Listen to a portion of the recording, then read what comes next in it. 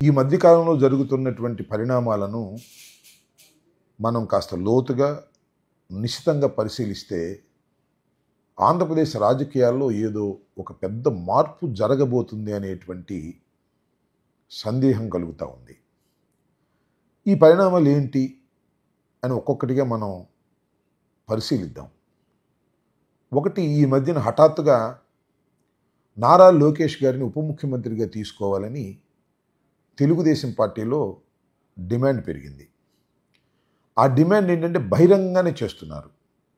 తెలుగుదేశం పార్టీలో ఉన్నటువంటి నాయకులు నారా లోకేష్ గారు చాలా గొప్పవారని, యువగళం ద్వారా నారా లోకేష్ గారు ఆంధ్ర రాష్ట్రం అంతా కూడా చాలా కష్టపడి పనిచేశారని, అందువల్లనే తెలుగుదేశం పార్టీ అధికారంలోకి వచ్చిందని, అందువల్ల నారా లోకేష్ గారిని ఉప ముఖ్యమంత్రిగా తీసుకోవాల్సినటువంటి అవసరం ఉన్నది అని చాలామంది నాయకులు, ప్రముఖ నాయకులే తెలుగుదేశం పార్టీలో ఉన్నవారు డిమాండ్ చేస్తున్నారు. నాకు అర్థం కాల. తీసుకోదలుచుకుంటే ఎప్పుడైనా తీసుకోవచ్చు. నారా చంద్రబాబు నాయుడు గారి ఇష్టం అది. ఆయన డిస్కషన్కి సంబంధించినటువంటి అంశం ఆయన మంత్రివర్గంలోకి తీసుకున్నారు. అసలు శాసనసభ్యుడు కాకుండానే మంత్రివర్గంలోకి తీసుకునేటటువంటి స్వేచ్ఛ ఆయన ఇంతకుముందు ఆ స్వేచ్ఛను ఉపయోగించారు. అయితే ఇవాళ ఎందుకు ఈ డిమాండ్ రావాలి? డిమాండ్ లేకుండానే చేసుకోవచ్చు కదా అంటే, ఈ డిమాండ్ ప్రారంభమైంది ఆయన కుటుంబంలో. ఏంటంటే ఆయన కుటుంబంలో ప్రారంభమైంది ఆయన అసలు ముఖ్యమంత్రిగా చేయాలనేది ఆయన కుటుంబ సభ్యుల అభిప్రాయం. ఎందుకంటే చంద్రబాబు నాయుడు గారు వృద్ధులైపోయారు. ఆయన 74 సంవత్సరాల వృద్ధులు కాబట్టి ఎక్కువ కాలం ఆయన రాజకీయాల్లో ఉండటం కంటే ఆయన వారసుడిగా ఆయన కుమారుడైనటువంటి లోకేష్ గారిని ముఖ్యమంత్రిగా ఇప్పుడే చేసేస్తే బాగుంటుందని ఒక అభిప్రాయం కూడా ఉంది. కానీ ఆయన ఇప్పుడే ముఖ్యమంత్రిగా ఆయన చేస్తే కూటమిలో చాలా విభేదాలు వచ్చి కూటమి కూలిపోతుందని భయపడుతున్నారు. అయినా ఉప ముఖ్యమంత్రిగా చేర్చుకోవాలనేటువంటి డిమాండ్ బయలుదేరింది. ఈ డిమాండ్ని పక్కన పెడదాం. ఒక అంశం ఏంటంటే ఉప ముఖ్యమంత్రిగా నారా లోకేష్ గారిని చేర్చుకోవాలి అంటే పవన్ కళ్యాణ్ గారి స్థానంలో ఆయన కూడా అదే స్థానాన్ని ఇవ్వాలి అనేటువంటి ఒక డిమాండ్ తెలుగుదేశంలో వచ్చింది. రెండో అంశం, కొన్ని రోజుల క్రితం మనం చూసినట్లయితే రాజ్యసభ సభ్యుల్ని ఎన్నుకునేటప్పుడు మన నాగబాబు గారిని రాజ్యసభ సభ్యులుగా చేస్తారని అందరూ ఊహిస్తే, నాగబాబు గారిని రాజ్యసభ సభ్యులుగా కాకుండా ఆయన్ని రాష్ట్ర మంత్రివర్గంలోకి తీసుకుంటాము అని ఒక లిఖితపూర్వకమైనటువంటి ప్రకటన నారా చంద్రబాబు నాయుడు గారు చేశారు. సరే, చేయగానే నెక్స్ట్ ఏదో మంత్రివర్గ విస్తరణ ఉంటుంది, ఎలాగూ ఒక సభ్యులు ఖాళీగా ఉన్నారు కాబట్టి నాగబాబు గారిని మంత్రివర్గంలోకి తీసుకుంటారని, తీసుకోవడంతో పాటు శాఖను కూడా ఫలాన్ని కేటాయించబోతున్నారని చాలా విపరీతమైన ప్రచారం జరిగింది. చివరికి ఆ ప్రచారం తర్వాత చాలా క్లియర్గా మన పవన్ కళ్యాణ్ గారు చెప్పారు, ఎమ్మెల్సీగా అయిన తరువాత మాత్రమే ఆయన్ని మంత్రివర్గంలోకి తీసుకుంటారు, తీసుకోవటం మాత్రం ఖాయము అని. అంటే పవన్ కళ్యాణ్ గారు ఉప ముఖ్యమంత్రిగాను ఆయన మంత్రిగాను కొనసాగుతారా అనేది ఇక్కడ ప్రశ్న. అంటే ఆయన మంత్రివర్గంలోకి తీసుకొని నారా లోకేష్ గారిని ఉప ముఖ్యమంత్రిగా చేసి పవన్ కళ్యాణ్ గారిని కేంద్ర క్యాబినెట్లోకి తీసుకుంటారనేటువంటి ప్రచారం కూడా ఒకటి విస్తృతంగా సాగుతూ ఉన్నది.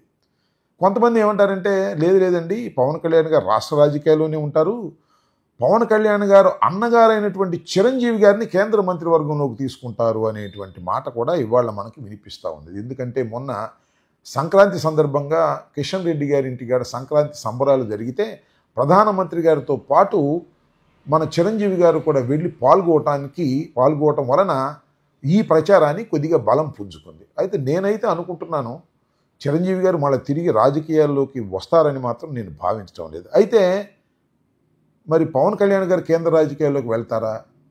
ఇది ఒక ప్రశ్న. మొత్తంగా చూస్తే ఏమనిపిస్తుంది, వాళ్ళ పవన్ కళ్యాణ్ గారి సోదరుడైనటువంటి నాగబాబు గారు క్యాబినెట్లోకి రావటం, 2 బెర్తులు ఒకే కుటుంబానికి ఇవ్వటం, అలాగే చంద్రబాబు నాయుడు గారు అదేవిధంగా నారా లోకేష్ గారు కూడా మంత్రివర్గంలో ఉండటం, ఇది సాధ్యపడుతుందా అనే అంశాలను ఇక్కడ మనం పరిశీలించవలసినటువంటి అవసరం ఉంటుంది. నారా లోకేష్ గారు అయితే తప్పనిసరిగా మంత్రివర్గంలో ఉన్నారు కాబట్టి ఉప ముఖ్యమంత్రి just it is a promotion. పైగా ఉప ముఖ్యమంత్రికి పెద్ద విలువేమీ లేదనే మాట నేను చెప్పినటువంటి మాట కాదు. ఇది రాధాకృష్ణ గారు ఆంధ్రజ్యోతి అధిపతులు వారే చాలా స్పష్టంగా చెప్పారు, రాజ్యాంగపరమైన పదవి కాదు అని. నిజంగా కూడా అది పరమైన పదవి కాదు. మేము వైఎస్ఆర్ కాంగ్రెస్ పార్టీ అధికారంలో ఉన్నప్పుడు 5 ఉప ముఖ్యమంత్రులు ఉన్నారు. కాకపోతే 2 ఉప ముఖ్యమంత్రులు ఉంటే తప్పేమిటి అనేటువంటి వాదన కూడా వినిపిస్తుంది. కానీ ఇక్కడ గమనించాల్సింది ఏంటంటే నారా లోకేష్ గారు కూడా ఉప ముఖ్యమంత్రిగా తీసుకుంటే నారా లోకేష్ గారికి పవన్ కళ్యాణ్ గారికి పెద్ద తేడా ఏమీ లేదు, ఇద్దరూ సమానం అనే భావనని జనసేన కార్యకర్తలు ఎంతవరకు భరిస్తారనేది ఇక్కడ ప్రశ్నగా మిగులుతుంది. మొన్న మేము చూసాం, మీరు కూడా చూశారు, మన ప్రధానమంత్రి గారు విశాఖపట్నం వచ్చినప్పుడు వెనకాల బ్యానర్లో చంద్రబాబు నాయుడు గారు, మరో పక్కన ఉప ముఖ్యమంత్రి గారు, ఈ పక్కన మళ్ళా నారా లోకేష్ గారు ఉన్నారు, మధ్యనేమో మన ప్రధానమంత్రి గారు. అంటే నారా లోకేష్ గారికి పవన్ కళ్యాణ్ గారికి ఇచ్చినంత ప్రాధాన్యత మరి బ్యానర్లు ఇస్తున్నటువంటి అంశం మనం చూసినప్పుడు నారా లోకేష్ కాబోయే ముఖ్యమంత్రి అని ఒక వాదన, కాబోయే ఉప ముఖ్యమంత్రిని ఒక వాదన వినిపిస్తున్నాయి. మొత్తంగా ఈ పరిణామాలన్నింటినీ మనం గమనించినట్లయితే ఏదో ఒక మార్పు ఈ రాష్ట్రంలో జరగబోతుంది అని. ఏం మార్పు అది? కేంద్రంలోకి పవన్ కళ్యాణ్ తీసుకుంటారా? కేంద్రంలోకి చిరంజీవి గారిని తీసుకుంటారా? నాగబాబు గారిని ఇక్కడ తీసుకుని పవన్ కళ్యాణ్ గారు కూడా ఇక్కడ కొనసాగుతారా? ఇవన్నీ చాలా ప్రశ్నలు. ఈ ప్రశ్నలకు సమాధానం రాబోయే కాలం నిర్ణయిస్తుందని నేను అనుకున్న. చాలా షార్ట్ టర్మ్లోనే ఈ విషయాలన్నీ బయటికి వచ్చేటువంటి అవకాశం ఉంది. ఏది ఏమైనా చంద్రబాబు నాయుడు గారు వేసిన ప్లాను అంత తొందరగా అర్థం కాదు, నిదానంగా అర్థమవుతుంది. ఏది ఏమైనా ఒకటి మాత్రం సత్యం, ఈ రాష్ట్రంలో ఏదో ఒక పెద్ద మార్పు జరగబోతుంది. ఆ మార్పు లోకేష్ గారికి అనుకూలంగా జరగబోతుంది. లోకేష్ గారు భావి నాయకుడుగా తీర్చిదిద్దేటటువంటి కార్యక్రమం చేస్తున్నారు. అవసరమైతే లోకేష్ గారిని ఈ టైంలోనే, ఈ టర్మ్లోనే ముఖ్యమంత్రిగా చేయాలని అనుకుంటున్నారు వారి కుటుంబ సభ్యులు. కానీ ఇప్పుడు ముఖ్యమంత్రిగా ఆయన్ని చేస్తే పవన్ కళ్యాణ్ గారు ఉప ముఖ్యమంత్రిగా ఉండటం అనేది హాస్యాస్పదంగా ఉంటుంది. జనసేన కార్యకర్తలు దాన్ని అంగీకరించరు, ముఖ్యంగా కాపులు అసలు అంగీకరించరు. కాబట్టి కొద్దిగా తిరకాసులో పడి ఈ వ్యవహారం అంతా నలుపుతా ఉన్నారు. చివరకు ఏ రూపం తీసుకుంటుందో రాబోయే కాలంలో మనం చూద్దామని నేను భావిస్తున్నాను. చాలా పెద్ద తెలివితేటలతో చంద్రబాబు నాయుడు గారు ఆడుతున్నటువంటి ఈ నాటకంలో ఖచ్చితంగా చంద్రబాబు నాయుడు గారు విజయవంతం అవుతారని మాత్రం నేను అనుకోవడం లేదు. తప్పనిసరిగా చంద్రబాబు నాయుడు గారు ఫెయిల్ అవుతారు. కొడుకు కోసం చివరికి రాష్ట్రాన్ని బలి చేసేటటువంటి పరిస్థితికి చంద్రబాబు నాయుడు గారు వెళ్ళబోతున్నారని నేను ఈ సందర్భంగా భావిస్తున్నాను. రాబోయే కాలంలో అన్ని వాస్తవాలు తెలుస్తాయి. దీన్ని గుర్తుపెట్టుకోమని మీ అందరికీ కూడా నేను సవినయంగా మనవి చేస్తున్నాను. ధన్యవాదాలు. ఫాదర్ లక్క చంద్రబాబు గారు, the future is in safe hands అండి. చంద్రబాబు గారి నాయకత్వంలో it is in safe hands. ఎందుకు చెప్తున్నా అంటే చాలామందికి డౌట్ ఉంది, నెక్స్ట్ ఇప్పుడు బిజినెస్ పెడితే ఆర్ ఇండస్ట్రీ పెడితే ఫ్యూచర్ ఎట్లా అని. ఒకటే చెప్తున్నా అందరికీ, సొంత చెల్లికి సొంత మదర్కే న్యాయం చేయనోడు 5 కోట్ల మందికి ప్రజలకు ఏం చేయగలుగుతాడు అనేది ప్రతి ఒక్కరు ఆలోచించాలా. ఓటేసేప్పుడు ఖచ్చితంగా 1 నిమిషమన్నా ఆలోచిస్తారు. కాబట్టి it is in safe hands, no issue. ఖచ్చితంగా తెలుగుదేశం పార్టీ కొన్ని డికేట్స్ పాలిస్తుంది. So there is no problem. అలాగే the most dynamic youth leader మా నారా లోకేష్ గారు, హైలీ ఎడ్యుకేటెడ్, 175 ఎమ్మెల్యేలు, 25 ఎంపీలు ఆ రాజ్యసభ ఎంపీలలో స్టాన్ఫర్డ్ నుంచి చదివిన వాళ్ళు ఎవరు లేరండి. So very highly educated. So he knows what to do, when to do everything. So perfect blend ఉంది మాకు, ఇట్లా సీనియరు ఇట్లా జూనియరు.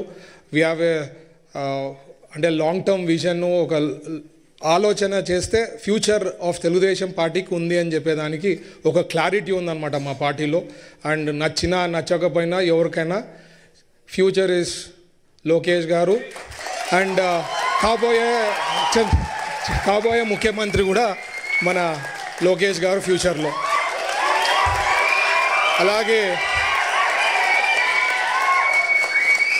మన రామ్మోహన్ నాయుడు గారు, the youngest cabinet minister in union government.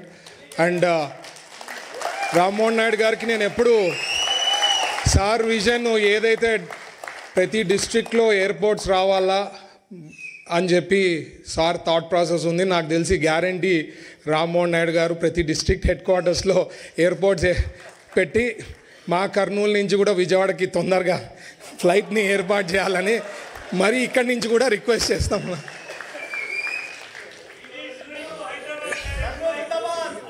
Thank you. So sir ఎప్పుడు చెప్తుంటారండి, స్పీడ్ ఆఫ్ డూయింగ్ బిజినెస్ అని చెప్తుంటారు. ఇండస్ట్రీకి వచ్చేసరికి స్పీడ్ ఆఫ్ డూయింగ్ బిజినెస్ ఎందుకు చెప్తానంటే, సార్ కూడా ఎప్పుడు చెప్తుంటారు, ఎందుకంటే అంతకుముందు 90sలో we had only one state CEO కానీ ఎవరన్నా అంటే మన ఆంధ్రప్రదేశ్, కంబైన్డ్ ఆంధ్రప్రదేశ్ గుర్తొచ్చేది. ఇప్పుడు వెరీ హైలీ కాంపిటేటివ్ అండ్ ఇండస్ట్రీస్లో కానీ business people are very very smart.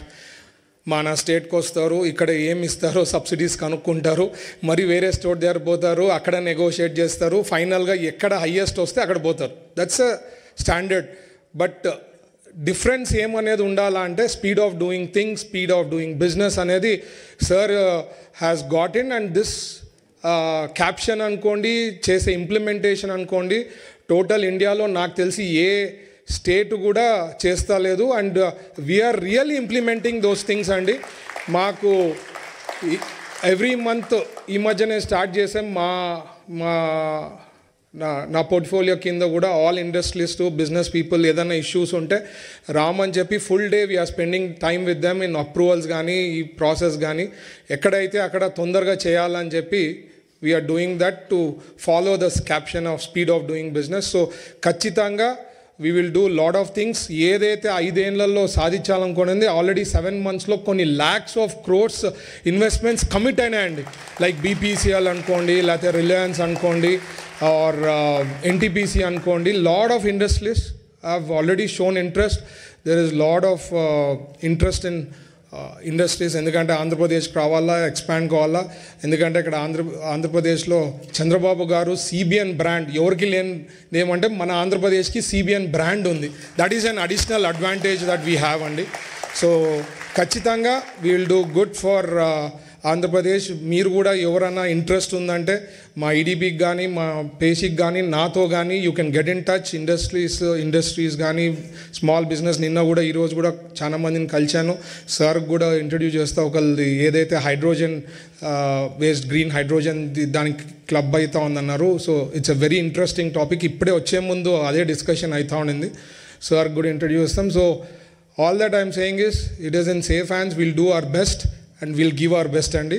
And last but not the least, నేను ChatGPTలో ఎక్కువ I try to interact. It's AI, మీకు తెలుసు కదా. సో దానికి ఒకసారి నేను క్వశ్చన్ వేసాను ChatGPTకి, చంద్రబాబు గారు కానీ పాలిటికల్గా రాకపోయింటే ఏమవుతుండ్రి అని. The answer that it gave me is Elon Musk of India అవుతుండ్రి అంటుండ్రి. And this is a fact. This is there in me. I can ChatGPT అన్ని అనాలిటిక్స్ కదా చేసేది. అనాలిటిక్స్ అన్నీ చేసింది ఉంది. ఎవరికైనా దాంట్లో డౌట్స్ ఉంటే I can forward that message. It's a big ఒక ఎన్నో ఎగ్జాంపుల్స్ తీసుకొని చెప్పిందనమాట. So we have a great leader. Under his leadership మేము అంతా వర్క్ చేయడము నా అదృష్టం కూడా భావిస్తూ ఈ అవకాశం ఇచ్చిన యూరోపియన్ తెలుగు NRIs అందరికీ ప్రత్యేకించి ధన్యవాదాలు తెలుపుతున్నా. Thank you once again.